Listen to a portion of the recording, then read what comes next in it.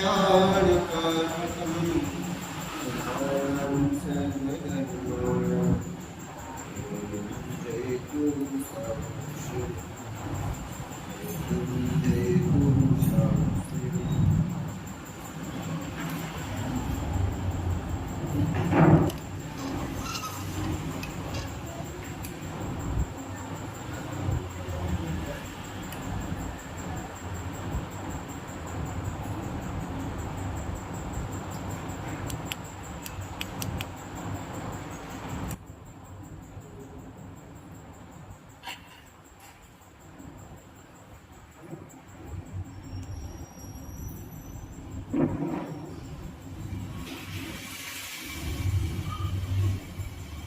हमारी चर्चा हो रही है कि दुख क्या है, कैसे होता है और उपाय के पहले कारण और हमने देखे थे और कारण होने की बात चल रही थी कि कारण क्या क्या है दुखों को। पहले दुख क्या है? दुख क्या है? अज्ञान दुख है। दुख क्या है? इच्छा दुख है ना। अज्ञान दुख का कारण इच्छा दुख है। ये चीज सिद्ध होने के बाद ये चीज कैसे सिद्ध हुई थी कि अपन ने सारी जितने भी अपने दुख थे, जो भी दुख हो रहे थे, उनमें एक ही चीज अपन ने कॉमन देखी थी और वो क्या था? इच्छा। इच्छा के बाद जब हमने देखा कि इच्छा किस कारण उत्पन्न हो रही है तो उसका कारण क्या समझ में आया? क्या समझ में आया? अज्ञान। और वो अज्ञान किस प्रकार अर्थ करता है वो भी अपन ने देखा। अज्ञान मतलब जो भी हमारी गलत धारणाएं, गलत फहमियां जो हमारे हो रही है, वो सब कुछ अज्ञान है। उसको अपन ने संक्षेप में 4 भागों में विभक्त कर दिया। इसको अज्ञान कौन कौन से 4 चाहिए थी? एकत्व, ममत्व, कर्तृत्व और भोक्तृत्व। ये 4 बुद्धियां जो है ये अज्ञान रूप की। एकत्व मतलब यही मैं हूं। ममत्व मतलब ये मेरे। कर्तृत्व मतलब मैं उनका करता हूं। और भोक्तृत्व मतलब ये जितनी भी चीजें हैं इनका भोक्ता मैं इनको भोगने वाला हूं। कर्तृत्व में एक चीज अपन और ले सकते हैं कि सामने वाला हमारे अनुसार परिणमित हो। मैं इनका करता हूं और सामने वाला मेरे अनुसार बदले। ये भी कर्तृत्व संबंधी गुण। जो अपन अपेक्षा की बात कर रहे थे ना, इच्छा अपेक्षा में जो अपन डिफरेंस किया था। इच्छा मतलब जो खुद की हो वो तो इच्छा है, और जो दूसरे से हो वो अपेक्षा कहलाती है। ठीक है ना। इतनी सारी बातें अपनी हो गई और हम जिस पर अभी बात कर रहे थे वो जो धारणा है, वो जो मान्यता है, जो गलतफहमी है, उस गलतफहमी का नाम है कर्तृत्व। ठीक है। कर्तृत्व में क्या होता है? मैं जो भी कार्य हो रहे हैं जगत के, उनको करने वाला कौन है? मैं। गजब की बात है कि विश्व में अनंत कार्य हो रहे हैं और सबका कर्तृत्व में अपने ऊपर लेना चाहे। ये सब कौन कर रहा है? मैं कर रहा हूं। यदि मैं कर रहा हूं तो फिर आप क्या कर रहे हो? आप क्या कर रहे हो? आप क्या कर रहे हो? जितने भी जन है वो क्या कर रहे हैं? करने वाला कौन है? और हम मान क्या रहे हैं? कार्य हो रहा है 6 द्रव्यों के परिणमन से। जो भी 6 द्रव्य अपना अपना परिणमन कर रहे हैं उसको स्वतंत्र कार्य हो रहा है, और मैं क्या मान रहा हूँ कि इस काम को मैंने किया। बात समझ में आई ना? ये इतना ही केवल अज्ञान है। रेलगाड़ी कौन चलाता है? कौन चलाता है रेलगाड़ी?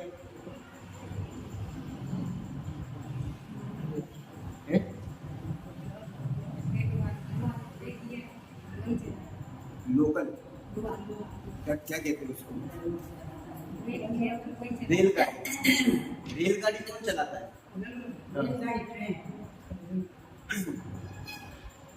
कौन चलाता है रेलगाड़ी?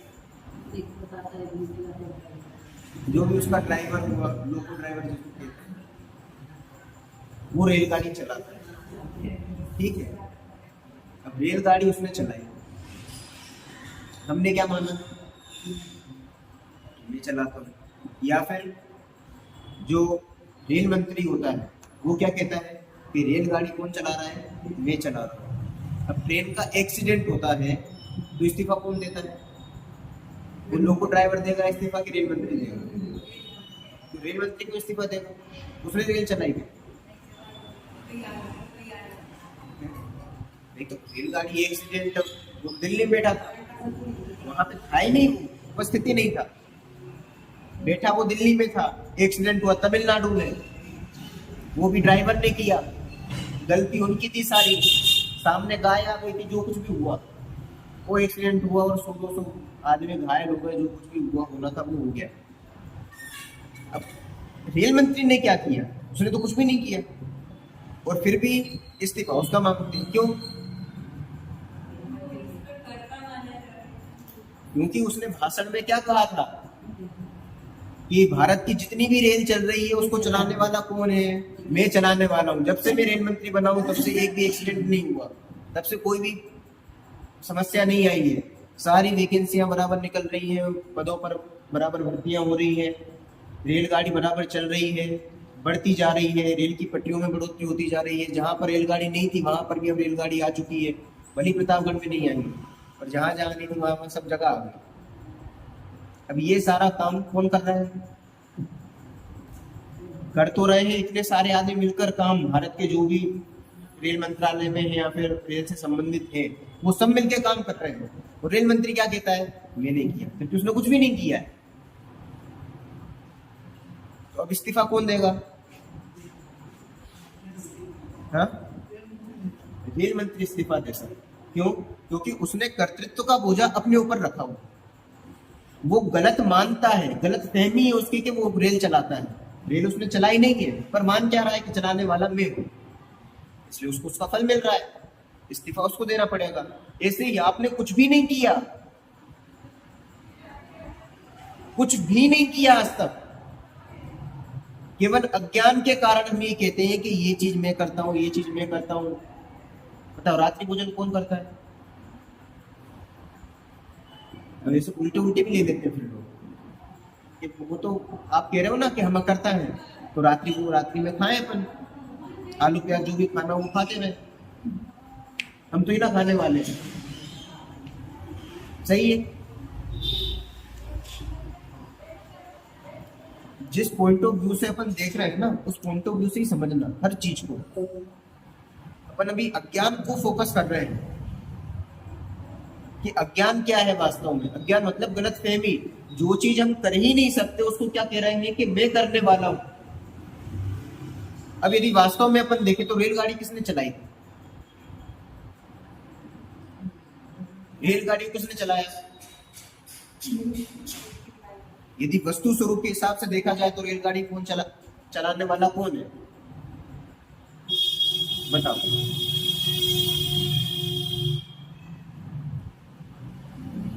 अच्छा वाक्य बनाओ पहले, रेलगाड़ी किसने चलाया? जो भी लोको पायलट था उसने रेलगाड़ी को चलाया, ठीक है। अब चलाने वाला कौन है? कर्ता कौन है?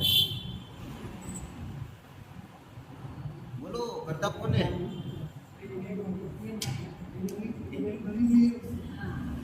लोको पायलट ने रेलगाड़ी चलाई, तो कर्ता कौन बना?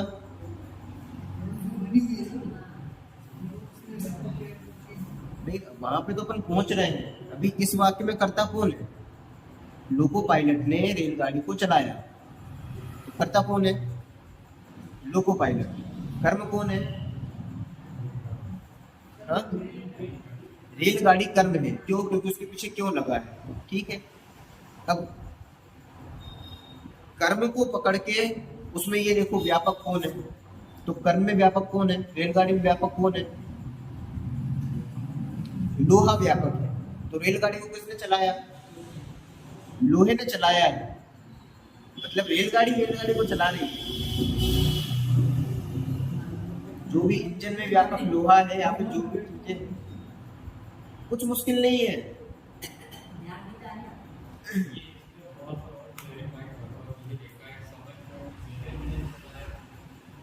हाँ? यही तो मैं बता रहा हूँ, कि एक द्रव्य अपने आप में परिपूर्ण है, वो खुद का काम तो खुद करेगा, दूसरा कोई द्रव्य उसका काम करने वाला नहीं है, क्योंकि जो कर्ता कर्म संबंध है वो एक ही द्रव्य में घटित होता है जहां व्यापक व्यापक संबंध होता है। तो आप ये देखो तो सही कि व्यापक व्यापक संबंध कहाँ है, वहां पर कर्ता कर्म संबंध होगा। बात समझ में आई ना? जो कर्ता और कर्म होंगे, जो कर्म होगा वो है व्याप्य, और कर्ता कौन है? कर्ता कौन है? व्यापक। तो कर्म को करने वाला कौन रहेगा? जो व्यापक कर्ता होगा वही तो कर्म को करेगा, कि और कोई कर्म को करके चला जाएगा? बताओ कौन करेगा?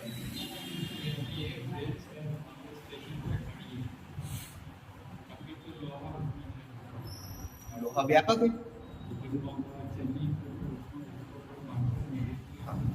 ये क्वेश्चन सही बना, समझ में आया? आप तो कह देते हो कि लोहे ने ट्रेन को चलाया, लोहे ट्रेन को चलाएगी। यदि लोहे ये चलाने वाला होता तो वो स्टेशन पे खड़ी है, वहां क्यों नहीं चल रही ट्रेन? नहीं आया समझ? आए? क्यों नहीं चल रही बताओ? है लोहे की पटरी तो वही की वही है, जिससे ट्रेन बनी हुई है वो भी लोहे की है। तो लोहे की ट्रेन है जब, और लोहा उसमें व्यापक है और वही उसको करने वाला है, तो पायलट को हटा दो। अब ट्रेन चलनी चाहिए, क्यों नहीं चल रही? क्या कारण है इसका?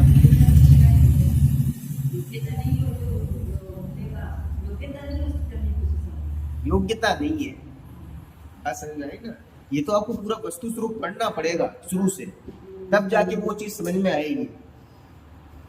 यदि लोको पायलट भी होगा तो ट्रेन की चलने की योग्यता नहीं होगी तो कहाँ चलेगी ट्रेन? एक एक समय में एक एक वस्तु, एक एक परमाणु किस समय में क्या काम करेगा ये पूरा सुनिश्चित।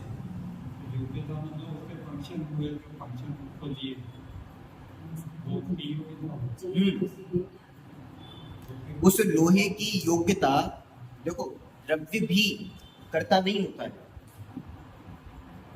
जो द्रव्य है ना, अपन क्या कह रहे हैं कि वो द्रव्य करता है। जिस द्रव्य में जो काम हो रहा है, कर्म कौन है? कर्म तो व्याप्य है, और व्याप्य उस व्यापक कर्ता का वो जो कर्म हुआ है, कोई भी कर्म हुआ, कोई भी काम हुआ, तो उसका कर्ता कौन बना? वो द्रव्य स्वयं, अन्य कोई द्रव्य कारण नहीं बना उसमें। बात समझ में आई कि नहीं? फिर से, जो भी काम हुआ है, मान लो घड़े बनने का काम हुआ, हमने मिट्टी का घड़ा बनाया या फिर चाय बनाई, ठीक है। अब चाय बनाई आपने, तो चाय किसने बनाई? कौन बनाएगा चाय?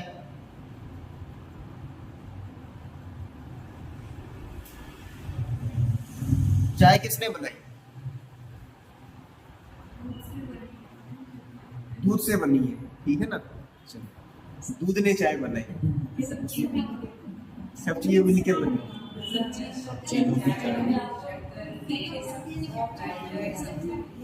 अब इसमें आप हर चीज लगाते जाओ, ठीक है ना? यदि आप कहते हो कि मैंने चाय बनाई, तो आप रहते हो फिर भी चाय नहीं बनती अच्छे से। यदि आपने चाय बनाई तो हमेशा एक जैसी बननी चाहिए, कभी मीठी हो जाती है, कभी फीकी रह जाती है, कभी पत्ती कड़क हो, चाय कड़क हो जाती है, कभी बिल्कुल क्या हो जाती है, वो फीकी दूधी जो भी होता है वो रह जाती है। तो ये एक बदलाव क्यों आ रहा है? या बनाने वाले तो ऐसी बननी चाहिए। बनाने वाला किसको करे बताओ? चाय को किसने बनाया? तो सीधी सीधी बात है, कर्म ढूंढो। कर्म कौन है? कर्म ढूंढो। इस वाक्य में कर्म क्या है कि मैंने चाय बनाई? कर्म क्या है इसमें? मैं चाय हूं, मैंने चाय बनाई, इसमें कर्म क्या है? ऐसा भी वाक्य गलत बता दिया आपने, इसमें को तो आया ही नहीं। अंडरस्टूड है। हाँ, तो ऐसे हर समय आप बोलेंगे नहीं कि चाय को बनाए, वो तो आपको समझना पड़ेगा। मैंने चाय बनाई, इसका मतलब मैंने चाय को बनाया। तो वो जो है वो अंडरस्टूड है। हमें तो ये समझना पड़ेगा कि कर्म क्या है। तो कर्म क्या है वाक्य में? चाय। अब चाय में व्यापक क्या है? दूध व्यापक है चाय में? चाय में व्यापक क्या है?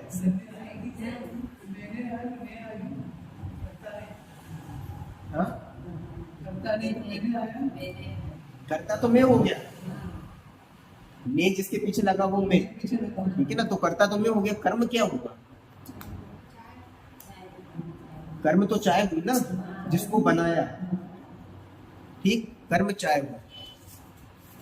अब कर्म में व्यापक देखो क्या है, किससे बनी है चाय? दूध से बनी है। ये दूध से बनाते हो ना, ये तो चाय भास है, ये चाय नहीं है। चाय तो जो होती है ना, जो पत्ती है, उसको आप पानी में डालो, वो जो काढ़ा बनेगा ना, उसका नाम है चाय। उसमें दूध नहीं होता चाय में। तो दूध तो हम डालने लग गए, तो दूध डाल दिया, वो तो चाय भास हो गया, मतलब चाय जैसी प्रतीत होती है। वो जो काढ़ा था वो तो खत्म हो गया वहां से। चाय मतलब जानते हो क्या होता है? चाय मतलब काढ़ा, काढ़ा होता है वो चाय पत्ती। तो चाय क्या है? कर्म है। उसमें व्यापक कारण क्या है? चाय की पत्ती, या फिर आपके समझने के लिए दूध, या फिर जो भी बना, वो जो चाय का मिश्रण जो भी बना वो चाय, ठीक है, वो उसमें व्यापक। अब जो व्यापक होता है वास्तव में कर्ता वो होता है, ऐसा कौन कहता है? सिद्धांत कहता है। सिद्धांत मतलब जो 100% सत्य है। 100% सत्य का मतलब जो नेचुरली सत्य है। नेचुरली सत्य मतलब जानते हैं? जैसे सूरज पूर्व से उगता है।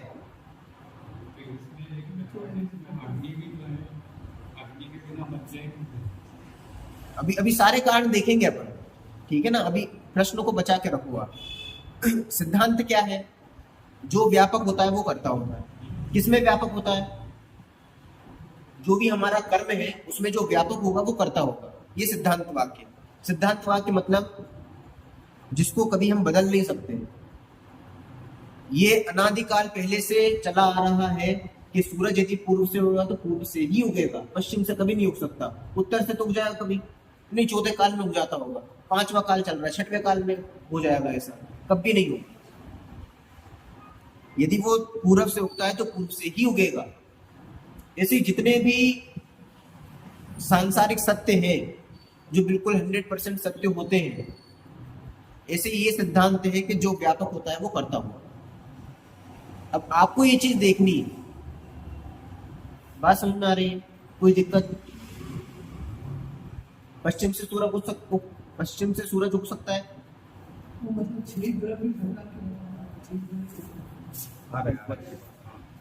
पश्चिम से सूरज उग सकता है, उग सकता है।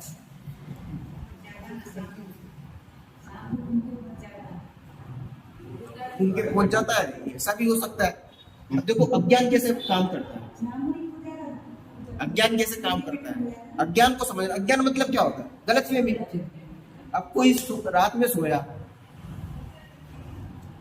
नींद आती नहीं थी, इसलिए नींद की दवाई खा ली। अब उठना था सुबह, उठा शाम को।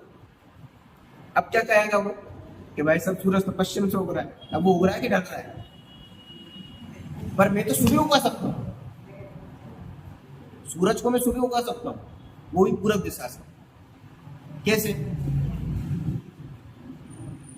लगाओ दिमाग, कैसे उगेगा?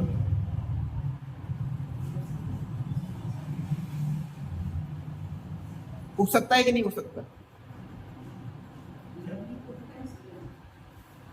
नहीं, मुझे पश्चिम से उगाना है। उग सकता है अज्ञान से। देखो कुछ भी नहीं करना है यहाँ, ये मान लो पूरब दिशा है, ठीक है ना। यहाँ पे कांच रख दो, अब कहां से उग रहा है? पश्चिम से उगना चालू हो गया। और ढलेगा किस तरफ? पूरब में ढल जाएगा। अभी ऐसा क्यों हुआ? अज्ञान के कारण। हो रहा है वहां पर मान रहे हैं, यहाँ पे तो अज्ञान कुछ भी करा सकता है। हमें वास्तविक सत्य पता होना चाहिए, तब जाके हम उसका निर्णय कर पाएंगे। तो वास्तविक सत्य क्या है कि जो व्यापक होता है वो कर्ता होता है। बात समझ में आई? मूल सिद्धांत की बात तो ये है कि जो व्यापक होगा वो कर्ता होगा। अब चाय किसने बनाई? चाय को बनाने वाला कौन है? अब देखो उसमें व्यापक क्या है? व्यापक तो वो है चाय और जो दूध वगैरह जो मिश्रण बना हुआ है, जो उबल रहा है वहां, वो मिश्रण वास्तव में व्यापक है और वही करता है। मतलब चाय ने चाय को बनाया है, अग्नि ने चाय को नहीं बनाया, ठीक है ना? दूध ने चाय को नहीं बनाया, शक्कर ने चाय को नहीं बनाया, हम तो है ही नहीं मतलब बनाने वाले। इन किसी भी चीजों ने चाय को नहीं बनाया है। चाय तो खुद अपने आप में बनी हुई वस्तु है, ठीक है ना? चाय थोड़ा वैसा सोच रहे हो कि उसमें सब कुछ मिलाना पड़ता है। दूध समझ लो, दूध में आपने क्या किया? कुछ भी नहीं किया, वो तो बना बनाया है नेचुरली। बात समझ में आ रही है ना? तो हम कुछ करने वाले नहीं है। करने वाला कौन है? कौन बनाने वाला है? वो चाय ही चाय को स्वयं बना रही है, दूध ही दूध को स्वयं बना रहा है। जितना भी जगत में काम हो रहा है वो स्वयं का स्वयं में हो रहा है। कोई भी पर वस्तु पर द्रव्य उसको करने वाला बिल्कुल भी नहीं है। केवल हम अज्ञान के कारण ये मानते हैं कि हम कर रहे हैं। क्यों? क्योंकि जब बहुत सारे कारण इकट्ठे होते हुए दिखाई देते हैं तो हमें भ्रम हो जाता है कि हम उसको कर रहे हैं। बात समझ में आई ना? केवल भ्रम होता है, करते कुछ भी नहीं है। जैसे मोटरसाइकिल चला रहे हैं, ठीक है? अब मोटरसाइकिल जब चलाई हमने तो क्या क्या किया? कितने द्रव्यों का परिणमन हुआ है यहाँ पर? वो देखो आप, हर कार्य में 6 द्रव्य का परिणमन होता है, हर कार्य में होता है। अब उस समय आप क्या कर रहे हो ये विचार करना, बाकी 6 द्रव्य कैसे परिणमन कर रहे हैं वो विचार करना। तो आपको आपका अज्ञान समझ में आएगा कि हमारा अज्ञान क्या है और वास्तव में स्थिति क्या है और दिक्कत कहाँ पर आ रही है, वो आपको समझ में आएगा। आप मोटरसाइकिल चलाओ, कैसे चलेगी मोटरसाइकिल? देखो मोटरसाइकिल हम चला रहे हैं, करता कौन है? करता कौन है? जो चला रहा है, ठीक है? अभी ये मान के चले, ठीक है? मान लो मैंने मोटरसाइकिल चलाई तो मैं करता हूँ, ठीक है? मोटरसाइकिल क्या हुई? मोटरसाइकिल किसको चलाया? किसको चलाया? तो कर्म क्या हो गया? मोटरसाइकिल। मोटरसाइकिल को यदि द्रव्य की तरफ से देखो तो कौन सा द्रव्य है? उद्गल द्रव्य है। मैं कौन सा द्रव्य हूँ? जीव द्रव्य हूँ, ठीक है? मोटरसाइकिल जो चल रही है, चलने में कौन सा द्रव्य निमित्त है? धर्म द्रव्य। चलने में तो धर्म द्रव्य निमित्त हुआ। निमित्त है मतलब वो धर्म द्रव्य ने चलाया, ऐसा नहीं है, चलाता नहीं है धर्म द्रव्य, वो तो वहां बस रहेगा, हर जगह रहता है, चलाता नहीं है। पर जब वो चल रही होगी तो उसमें सहकारी, मतलब यदि कोई निमित्त कहने में आएगा तो वो आएगा, आप नहीं होगी निमित्त। पेट्रोल भी निमित्त नहीं है, पहिया भी निमित्त नहीं है, ब्रेक भी निमित्त नहीं है, कोई निमित्त नहीं है। निमित्त तो कौन है? वो धर्म द्रव्य निमित्त कहने में आएगा यदि कोई भी गति हो रही होगी, बराबर। अब जब वो मोटरसाइकिल रुकी उसमें कौन निमित्त हुआ? अधर्म द्रव्य निमित्त हुआ। जगह किसने दी मोटरसाइकिल को चलने में? आकाश द्रव्य। जगह दी मतलब खाली स्पेस जो था, यदि सामने दीवार होती तो चल पाती मोटरसाइकिल, तो खाली स्पेस किसने दी? आकाश द्रव्य, ठीक है? और जो उसमें परिणमन हो रहा था वो काल द्रव्य के अनुसार हो रहा था, ठीक है? अब आप क्या कह रहे हो कि मैं मोटरसाइकिल चला रहा हूं। अब इसमें जीव ने क्या किया? इन सारी चीजों में जीव ने क्या किया?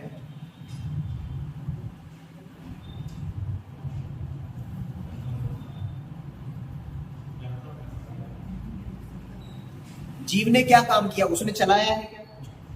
कि जब चल रही थी तो वो धर्म द्रव्य निमित्त कहने में आया था, रुकी तो अधर्म द्रव्य निमित्त कहने में आया। परिणमन आकाश काल द्रव्य के निमित्त से हो रहा था, मोटरसाइकिल स्वयं पुद्गल द्रव्य थी। आपने क्या किया? आपने केवल ये विकल्प किया है कि मैं मोटरसाइकिल चलाऊं, ये विकल्प किया है, इसके अलावा दूसरा कुछ भी नहीं किया। और वो विकल्प भी किया नहीं है, वो भी अनादिकाल पहले से सुनिश्चित था। और उस विकल्प में जो अपनत्व किया है, उस विकल्प में जो एकाकार हुए हैं, वो है अज्ञान। और उस अज्ञान में एकाकार होकर ये जो पूरी स्थिति बनी, उस स्थिति को हमने ये मान लिया कि इसको करने वाला मैं हूं। बात समझ में आ रही? अब जैसे जीव और पुद्गल द्रव्य में ऐसा निमित्त नैमित्तिक संबंध है कि जब हमारे विकल्प होते हैं ना, कौन से विकल्प जो अनादिकाल पहले सुनिश्चित है, जब वो विकल्प हुआ उसी समय पुद्गल द्रव्य का वैसा ही परिणमन उस समय होने वाला यदि होता है, और वो भी परिणमन अनादिकाल पहले से सुनिश्चित होता है, तो ये जब दोनों परिणमन आमने सामने होते हैं तो हमें ऐसा लगता है कि मैंने मोटरसाइकिल को मोड़ा तो मोटरसाइकिल मुड़ गई, मैंने ऐसा किया तो वो ऐसे हो गई, जबकि उसका परिणमन भी अनादिकाल पहले से सुनिश्चित है। और मुझे जो ये विकल्प आया कि मैं इस प्रकार से मोड़ूं, ये सब विकल्प में अनादिकाल पहले से सुनिश्चित है। जब ये दोनों परद्रव्य का परिणमन मतलब मोटरसाइकिल का परिणमन और मेरा विकल्प जब आमने सामने हुए और ये कार्य उस समय हुआ, तब हमने क्या सोचा कि मेरे सोचने से ये काम हुआ है, मेरे करने से ये हुआ है। तो ये जो पूरी स्थिति बनी, ये जो पूरी गलतफहमी हुई है, उसका नाम अज्ञान है। आपने तो मोटरसाइकिल को घुमाया ही नहीं है, केवल विकल्प किया था, वो भी किया नहीं था, हुआ था। उस समय भी आप केवल विकल्प के ज्ञाता थे, जानने वाले थे। बात समझ में आ रही है? अज्ञान कहां काम कर रहा है? कहां काम कर रहा है अज्ञान? मोटरसाइकिल में अज्ञान काम कर रहा है? कहां काम कर रहा है? वो जो विकल्प आया ना, विकल्प में जब हम एकाकार हुए और हमने उसको गलत माना मतलब मैं चलाने वाला, इस प्रकार की जो बुद्धि हुई है, वहां अज्ञान काम कर रहा है, वहां वो अज्ञान। बात समझ में आ रही है? ये कर्तृत्व बुद्धि है। मतलब परिणमन पूरा इतनी सारी चीजों में हुआ और मैंने क्या माना कि मैं परिणमन कराने वाला हूं। दिक्कत यहां हो रही, समझ में आ रहा है? बोलो, आ रहा है समझ में?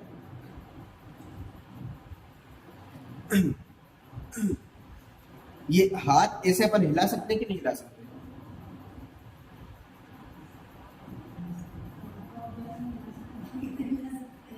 नहीं, आप में शक्ति भी है, इच्छा भी है, सारी चीजें हैं। शक्ति है तो आप कर सकते हो, इच्छा भी है कि हाँ हिलाना है मुझे, क्यों बहुत देर से बैठे हुए हो, नींद जैसी आ रही है, क्या समझ में आ रहा है, कुछ समझ में नहीं आ रहा है, इसलिए मन क्या कि ऐसे ऐसे कर ले। तो ऐसे ऐसे कर सकते हो? बताओ, कर सकते हो? जरा इस पर घटित करो।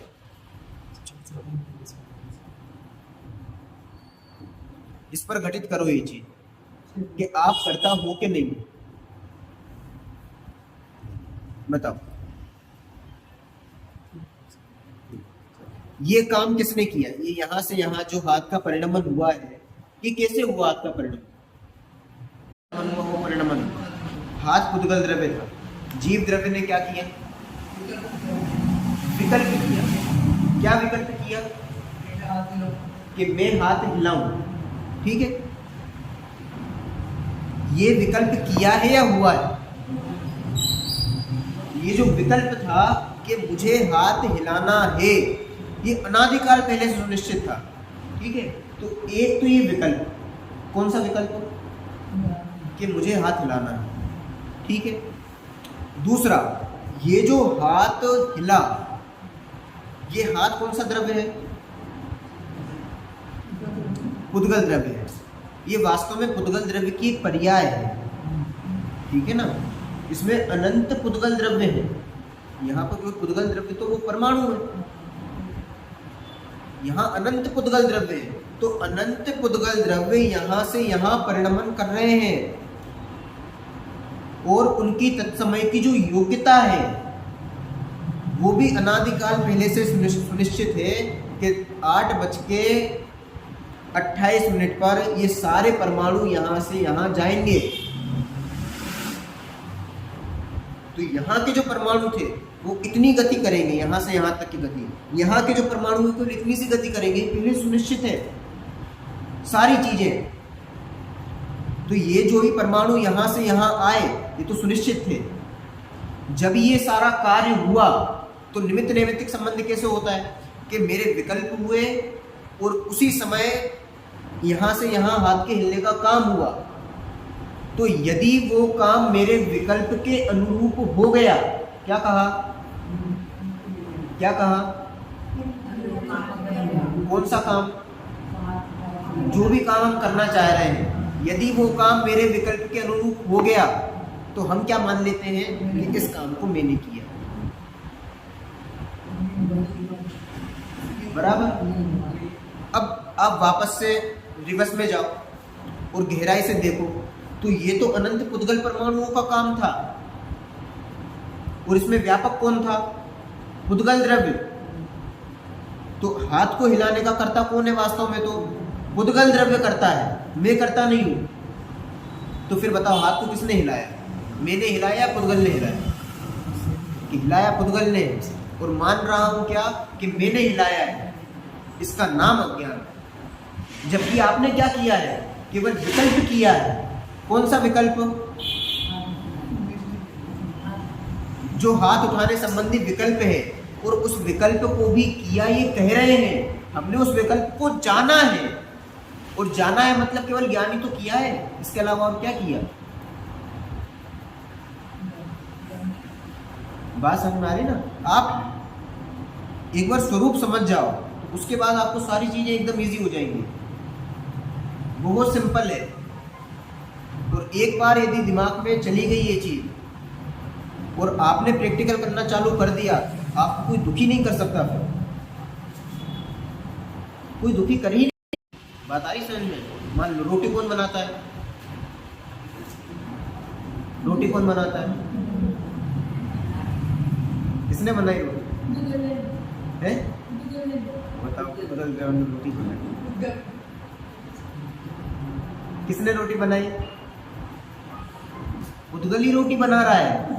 पर यदि आप अज्ञान के कारण जब वो रोटी बन रही है, सारी परिस्थितियों में यदि आप ये मान लेते हो कि मैं रोटी बना रहा हूँ, तो कषाय खड़ी होती है, नहीं तो कषाय भी खड़ी नहीं होती। यदि रोटी अच्छी बन जाए तो मान कषाय खड़ी हो जाती है कि हमने रोटी बनाई।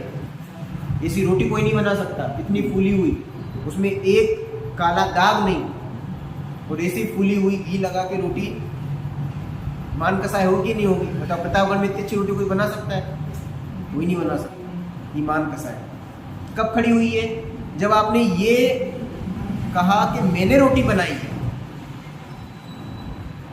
अब कोई सामने से आ गया, इतने में ही आपका ध्यान भ्रष्ट हो गया और रोटी जल गई, खेरी हो गई। अब बताओ गुस्सा आएगा कि नहीं आएगा, क्या कहेंगे, यार तुम आ गए ना, तुम्हारे कारण भाई रोटी जल गई, इतनी अच्छी रोटी फूल रही थी, बस तुमने पूरा ध्यान डिस्टर्ब कर दिया और रोटी तुम्हारी बर्बाद हो गई। अभी ये क्रोध कसाई क्यों खड़ी हुई, क्रोध क्यों आया, क्योंकि मैं बना रहा हूं रोटी, तो वो हमारे अनुकूल होनी चाहिए ना। जब मैं कर रहा हूं तो मेरे अनुसार चलनी चाहिए। पर जब हमें ये समझ में आए वो रोटी खुद बन रही है, अनादिकाल पहले से सुनिश्चित है कि वो जलेगी, मैं उसका करता नहीं हूं, तो बताओ क्रोध कसाय खड़ी होगी कि नहीं होगी। जब उसका कर्तृत्व मैंने लिया कि मैं बना रहा हूं, वो मेरे अनुकूल होनी चाहिए, वो मेरे अनुसार परिणमनी चाहिए, तब मुझे क्रोध आया सामने वाले व्यक्ति के ऊपर। तो ये मान और क्रोध कसाय कब खड़ी हुई, जब मैं रोटी बना रहा हूं ऐसा माना। बराबर। अब मान लो सामने वाला कोई नहीं था, वो रोटी फिर भी जल गई, अब क्या होगा, अब मायाचारी खड़ी होगी क्यों? तो जल तो गई है रोटी, और कोई है भी नहीं दोष देने के लिए कि सामने वाले को हम दोष दे दें और सुना दें कुछ। तो फिर पतिदेव को क्या कहते हैं कि ये खीरी रोटी आपको पसंद है ना, इसलिए ये बनाई है आपके लिए स्पेशल, बाकी सबके लिए तो नरम बनाई है, आपके लिए एकदम खीरी रोटी। ये क्या है? ये मायाचार है। गलती अपनी थी और सामने वाले को टिका दिया। तो ये क्यों हुआ? मूल में जाओ तो आपको पता पड़ेगा, अज्ञान के कारण मैंने ये माना था कि रोटी मैंने बनाई, इसलिए ये मायाचारी थी। ये छल कपट हम इसलिए कर रहे हैं, ठीक है ना। और रोटी अच्छी बनी और बनती रहे, ये लोग कसा कि ऐसी रोटी बनती रहे हमेशा। तो ये सारी कसाएं कब खड़ी हुई? जब हमने अज्ञान किया क्या कि मैं रोटी बनाता हूँ, जबकि रोटी किसने बनाई है? रोटी तो पुद्गल द्रव्य ने बनाई है, रोटी ने बनाई है। जो भी पुद्गल द्रव्य के परमाणु रोटी रूप परिणमित हुए हैं, वो उसको बनाने के कर्ता वो हैं, मैं करता नहीं हूँ। और ये जो मैं मान रहा हूँ कि मैं करता हूँ, यही अज्ञान। क्यों? गलतफहमी है। जो आपने किया ही नहीं है आप वो मान रहे हो, इस गलतफहमी का नाम तो मिथ्यात्व है, अज्ञान है। बात समझ में आई? ऐसे और आप जीवन पर घटित करो, खाना खा रहे हो तब घटित करो, जो भी चीज़ें कर रहे हो, चल रहे हो तो घटित करो, तो आपको समझ में आएगा कि हम तो केवल ज्ञाता हैं, केवल जान रहे हैं, इसके अलावा कुछ करने वाले नहीं है। और एक बार ये चीज़ समझ में आ गई, बहुत बड़ा काम हो जाएगा, ठीक है ना। उसका क्या क्या उसके फायदे होंगे वो अपन देखेंगे। ओम नमः शिवाय। एक बात सुने, चाय के बारे में